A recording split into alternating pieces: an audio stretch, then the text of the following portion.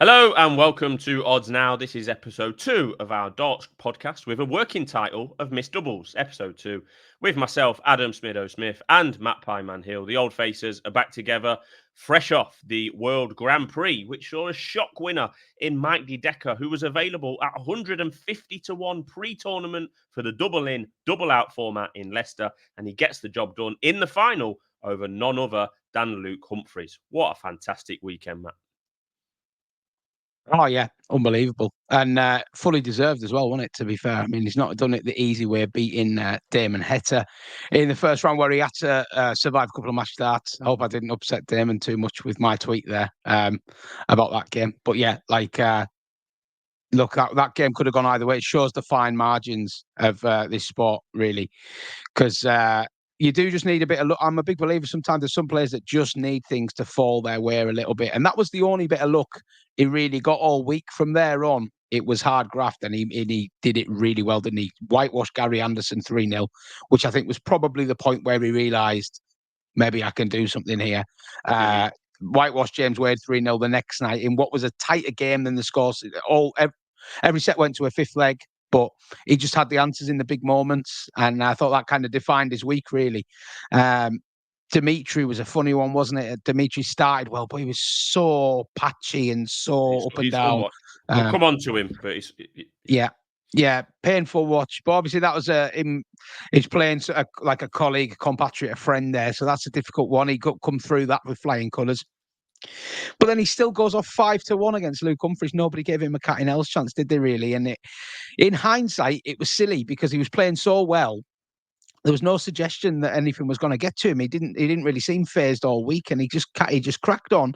But I think the bit that we didn't factor in was Humphries not quite hitting the level that he had been, and he'd been improving into the tournament at that point. And the performance against Ryan Joyce in the semis, it's one of the best performances I've ever seen in any format.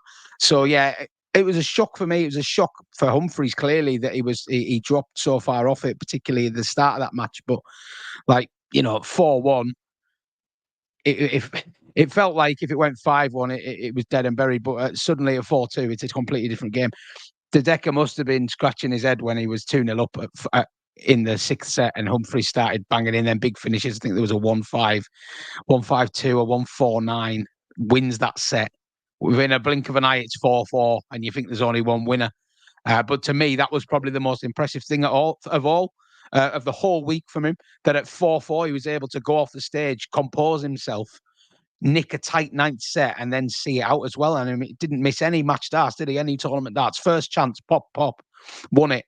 Unbelievable composure. And to be honest, I love Mike Decker. As you know, I backed him. I've won money on him on the Players' Championship, and I'm a big admirer of his talents. I didn't back him this week because I've always had worries about him and his composure on the big stage, and he's doubling.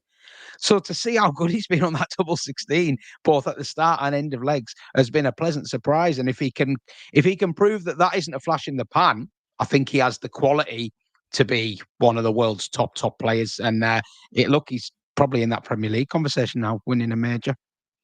Yeah, and we've got to remember how old he is, 28. I remember I text you and while it was happening, and, along the lines of we could be seeing the career-changing moment in front of our eyes with Mike Decker, even if he wasn't to go on to win the final, because it's just that, he's got the game on the floor. As we've seen, he's won a Players' Championship this year, and it's just a case of converting to and getting over the line for the first time on TV. And he won his first World Grand Prix game this week. He'd been to the Grand Prix before and lost in the first round, but he won his first Grand Prix game this week, and then he's gone on to lift the title. I text you, I said that if it goes 4-4 here, it might as well be 6-4 to Luke Humphries. And how wrong was I? Because I agree. like you say, he went and composed himself at 4-all and then went on again to win. So yeah, absolutely fair play to him. I do think that the double in, double out format is somewhat of a leveler. It is so very different to the normal format. You're getting one less scoring visit, if you like. They're just so used to autopilot, walking up to the hockey and throwing 3 darts at the treble 20, and they're obviously not doing that in a double in format. So that is a leveler. And you mentioned onto Humphries. He's made 9 TV finals in the last 12 months, including in the World Grand Prix last year and this year, which is obviously absolutely amazing. And we'd alluded to when we last spoke that we thought that the gap at the top of the betting market for the World Championships, or the makeup of the top of the market, was wrong, basically.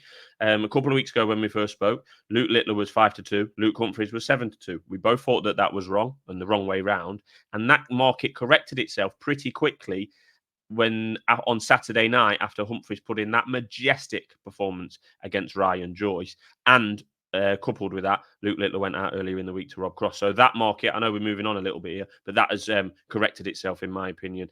And does Luke Humphries lose a lot in defeat? Not for me. Not in that format and not in that form, given, like I say, he's made 9 TV finals in the last 12 months. He is the one to beat, the world number one, with that ranking, the draw that goes with it at Ali Pali. He's definitely the one to beat.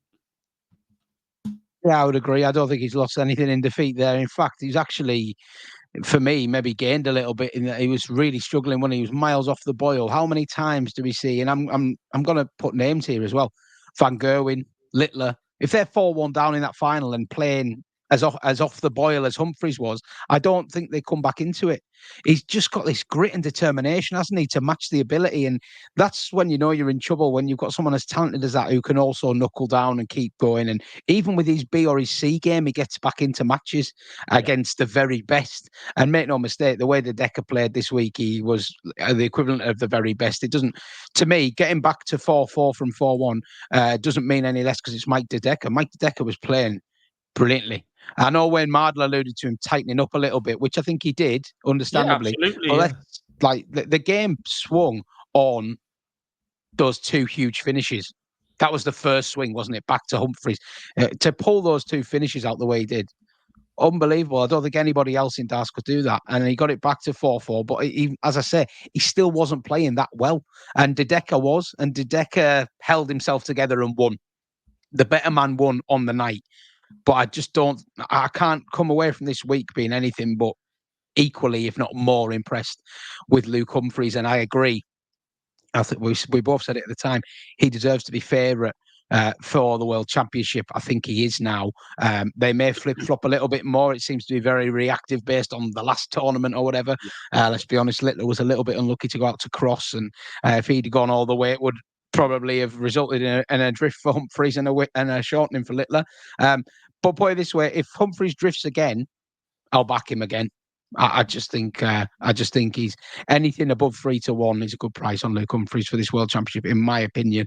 I don't normally like playing at the top end of the market, but I do genuinely think the best player in the world is not definitively the favourite for that tournament. So that's wrong in my eyes. And I'll continue to monitor that market respectively. But just a word before I'm presuming we're going to move on from the World Grand Prix shortly. So I just want to give a word to the man Luke Humphries beat in the semi-final, Ryan Joyce. What a fantastic week for him as well. Somebody else that we probably associate Joyce a little bit more with, someone that can go a bit deeper in majors, but still to make a semi-final is a serious achievement, particularly when you consider he was an underdog in all 3 of his matches against Josh Rock in the first round, beat him comfortably 2-0. And you could have maybe said that Rock underperformed there. But then there's no question that against Aspinall and against Cross, he showed serious bottle Joyce, big finishes at big moments. There was a 1-3-2 with 2 bowls in there. That was probably my favourite checkout of the week. Absolutely class. And like he lost 5-0 to Luke Humphries. Come on, he averaged 95 in double in, double out format. And people will say to you, the average is always going to be higher when you're not getting as many darts at a double. That is correct. But in, double out, to still have that average at 95, you've still got to be getting away really quickly. And Joyce he was getting away first time, virtually every visit. He was hitting the 140s, hitting the 180s. I think he got 7 or 8 darts at a double and hit half of them. I mean, it was a performance that against anybody else he wins. Against Humphries, he loses 5-0. And that's the extra level that Humphries has that I don't think other people have. And once again, why I think he should be favourite for the World Championship. But a brilliant tournament. The only thing I would ask you before we move on from this is, I saw a few murmurs that the first 2 sets in the first round is too short and it creates too many unpredictable results, too much chaos. What's your thoughts on that? Would you change that? Would you like to see it go first to 3 sets? Possibly, but then you were going to have 3 rounds, all first to 3 sets, because you wouldn't want to up every other round by 1 set as well. So you could potentially there have the the first, second, and quarterfinals all as first to three.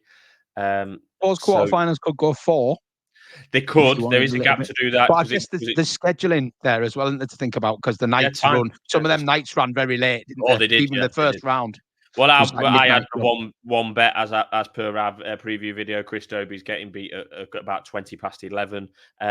So yeah, that did go on Painful, that briefly. was painful. I do like darting chaos, a short format chaos. Hence why I love the Players Championship as a betting medium. And it does create upsets, as we've seen. Might Dedeker for a start. I don't know. Would I change it? I don't know. This year, as I was a victim of it, I would say, yeah, let's change it. And then next year, if I'm a benefactor of it, I would say, no, keep it as it is. So they can keep it as it is as far as I'm concerned. It fits nicely into that week with the top 32 players. And final comment from me on the World Grand Prix, and generally would be, Dimitri van den Berg is borderline unwatchable. And I just turned it off when he was messing around and putting his hands in his pockets and standing back.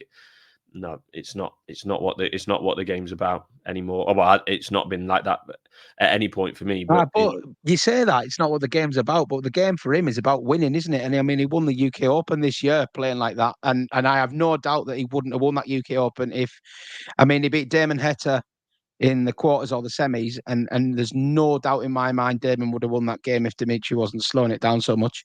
And then he beat Luke Humphries in the final for the exact same reasons. And even though both of those players were gracious enough not to sort of moan about reference it. that as an excuse, I have no doubt that was the key moment in those games. So yes, from our perspective, it's painful. I agree. I find it I just hard to don't know. watch when he carries on like that. But if If he's he getting plays in a manner, results, yeah, if he's getting results, he's doing it for himself. Fair enough. That's the name of the game. But he plays in a manner that wants you to either A, turn it off, or B, want him to lose, which is fine.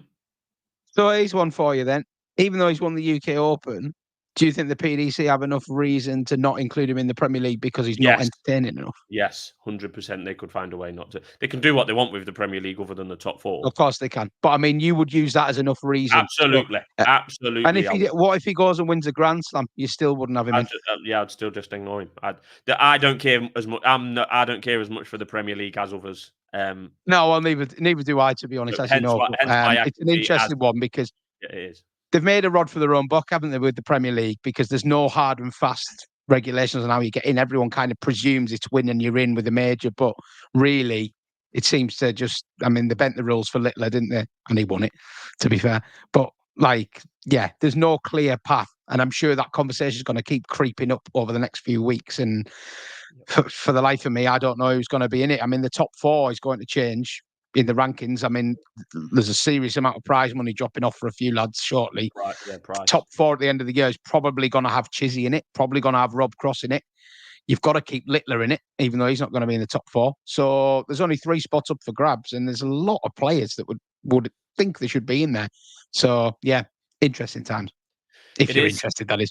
Yeah, I'm not interested in the tournament week to week, and I'm definitely not interested in the chat about who's in, who's not in. When will it be announced? Is the Masters win and you're in? Whatever. Get Bunting in. That's my main request. Get Bunting in the Premier League. I'll watch every week.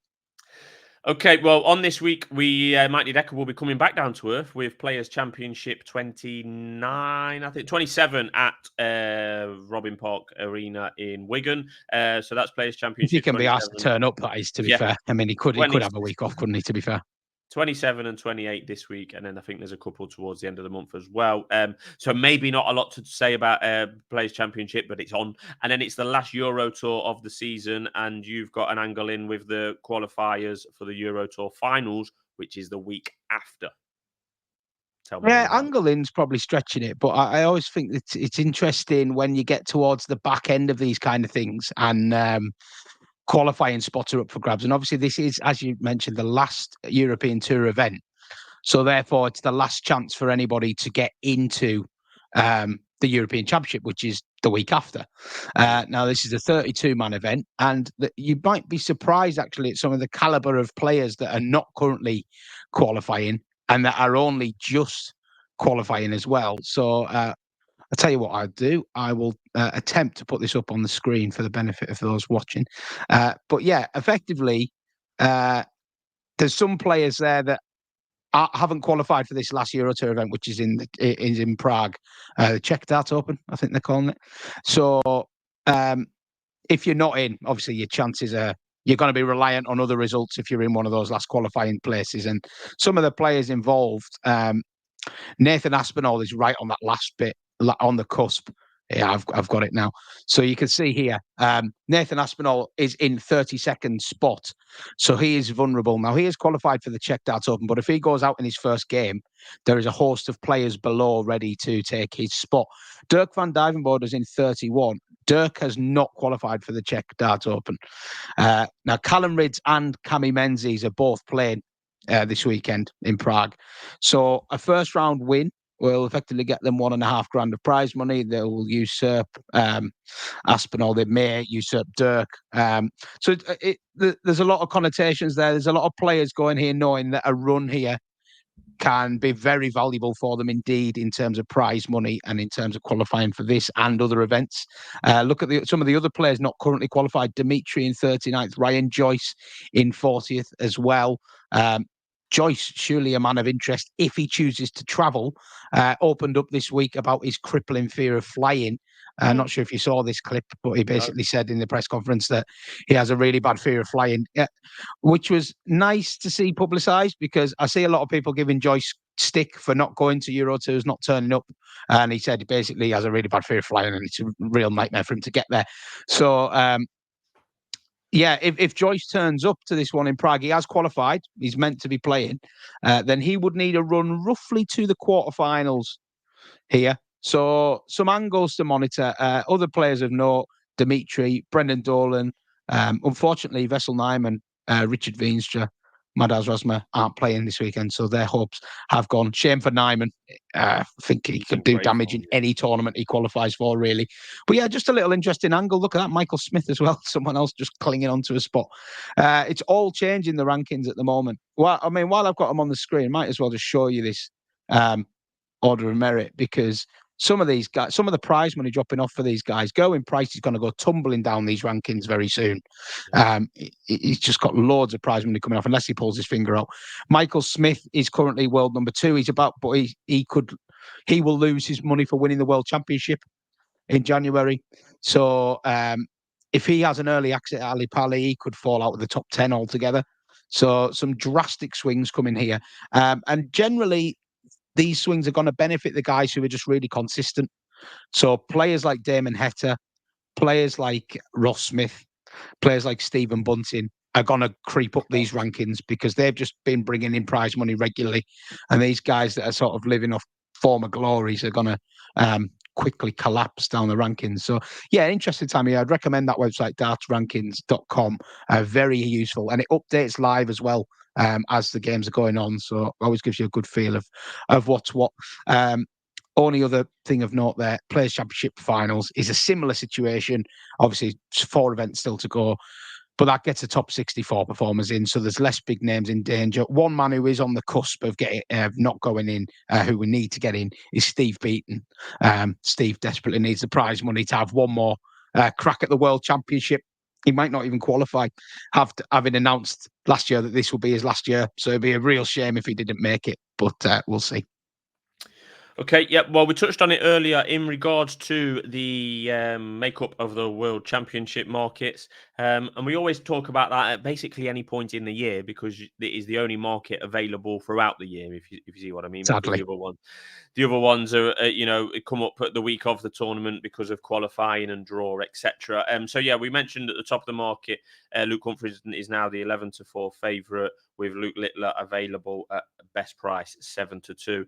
And then it's pretty much Van Gerwen at 7-1, and then it's any price you like for the rest. Everyone else above Van Gerwen is 20-1. Gary Smith, Gary Anderson, Michael Smith, Gerwyn Price, Rob Cross. They're all 20-1 or bigger. Any thoughts on the current market, Pieman? Well, we should probably mention Mike De Decker. He was 200-1 this time last week. He's now no bigger than 30. 25-1 general, I would say. 30 on the exchange and with Star Sports. Some of us are on him at 200, but I'm not. Yeah, I don't know. I don't know. Really, is that a bit short? Probably. But Yeah, then again, like look, we said it earlier in the show. Luke Humphries won the World Grand Prix this time last year. That was his first major. Look what he's gone and done off the back of that. Michael van Gerwen's first major win was the World Grand Prix. Look what he's done off the back of that. I'm not saying De Decker's in that category, but it can be a springboard. I found it interesting, actually. John Part said in commentary last night, a lot of people think that this format is just like so different that it doesn't help you like kick on when you win it. But he said it was the complete opposite. He thinks that actually you find not doubling in a lot easier once you've won a double in tournament. It just gives you a new level of confidence. So could go one way or the other. De Decker has qualified for that Euro Tour on the weekend. I think even if he doesn't turn up at the floor tournaments or is still recovering from his hangover, we'll probably see the better version of him in Prague, and I'll be interested to see how he goes. Like, if he follows it up and gets to like a final, then you really are dealing with a different beast, aren't you? And suddenly you have to take him quite seriously in this market. But no, nothing major other than that to flag. Bessel Nyman, who I put up at 200 to 1 a couple of weeks ago, is an interesting runner, is now no bigger than 50.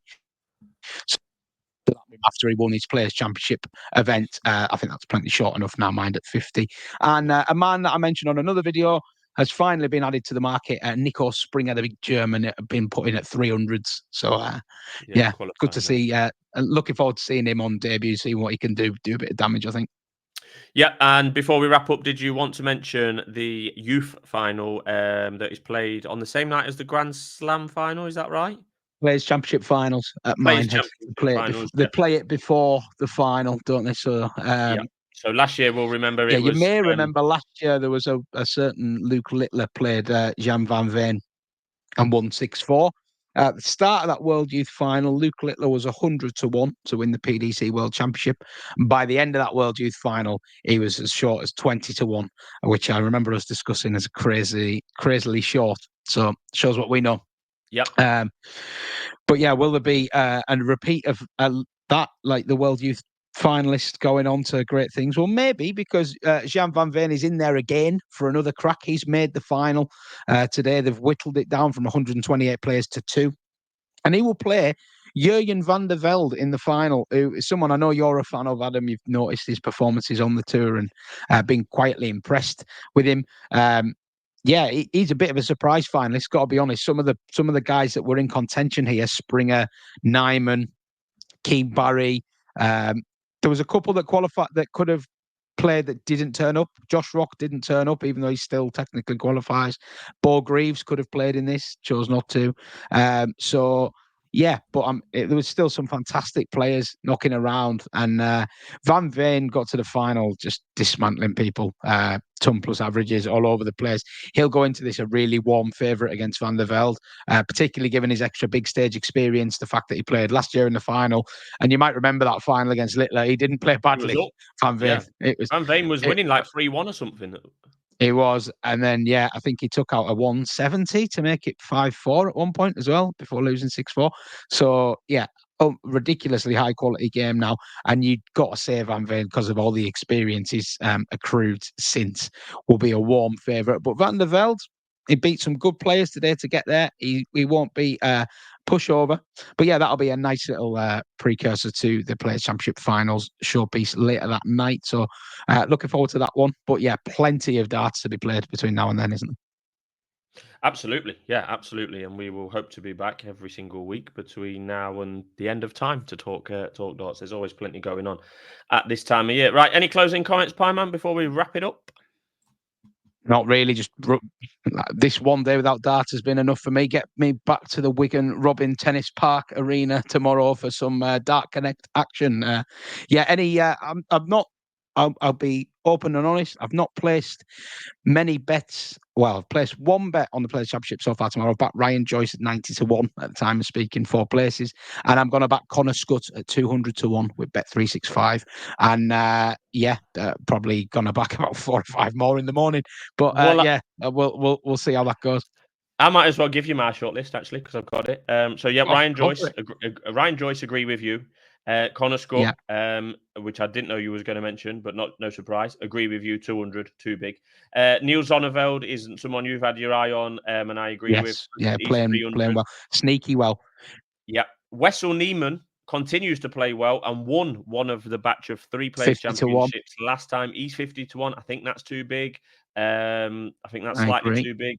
Continues to be in good form on the development tour over the weekend, and was flying in qualifying for the World Youth Final until becoming unlucky in a later one. Jurgen van der Velde, who you mentioned there, is actually available at 750 to 1 to win tomorrow's Players Championship. Yeah, Be a hell of a shout. Not saying he's going to, but he's not on the list. I'm just saying. Yeah. And the other one, the final one to make my list is young. I think he's Belgian. Lucas Wenig. He's 500 to 1. German. German. Sorry, I'm going to have a pound each Massive way. guns, absolutely, absolute tank. Yeah. Right. Yeah, Well, I'm going to have a pound each way on Lucas Wenig tomorrow as well at 500. So quite a range of prices there. Like that. He's playing some good stuff under the radar. He is. I'm sure there'll be more from me, but unfortunately, you're not going to get it on this podcast because I will probably wait for the draw to be made around midday, and then be smashing in accordingly. Good. Okay. Well, we'll be back next week. Thanks for tuning in, and check out oddsnow.com.